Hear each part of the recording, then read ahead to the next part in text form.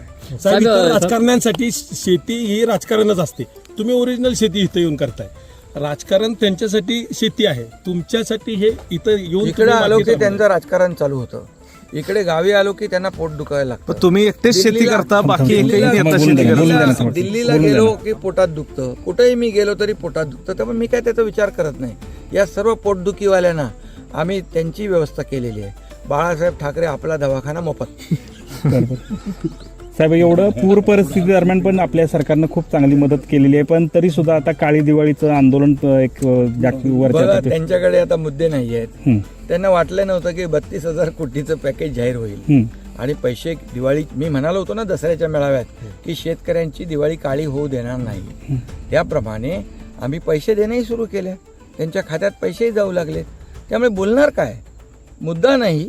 मग मुद्द्याचं म्हणजे कुठल्याही मुद्द्याला धरून राजकारण करणं आता विरोधी पक्षाचं ते त्यांनी ठरवलेलंच आहे. म्हणजे विरोधकांचे लोकांचं दिशाभूल करायचा हा प्रयत्न सुरू आहे का? दिशाभूल त्यांनी नेहमी दिशाभूल करण्याचा प्रयत्न करतातच.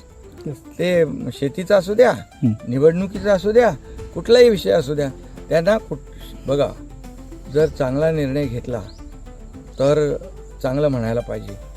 हेच लोक मुख्यमंत्री देवेंद्रजींना जाऊन बुके देत होते ना, चांगले मुख्यमंत्री आहेत म्हणून म्हणत होते ना.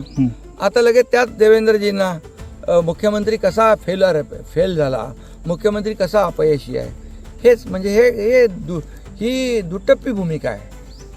आणि हे खरं म्हणजे हे रडगाणं आहे, कायमचं रडत राहायचं. बाळासाहेबांनी आम्हाला रडायला नाही, लढायला शिकवलेलं आहे. ते म्हणून आम्ही त्यांचे विचार घेऊन पुढे चाललो आहे आणि लोकांनी देखील आम्हाला स्वीकारलं आहे.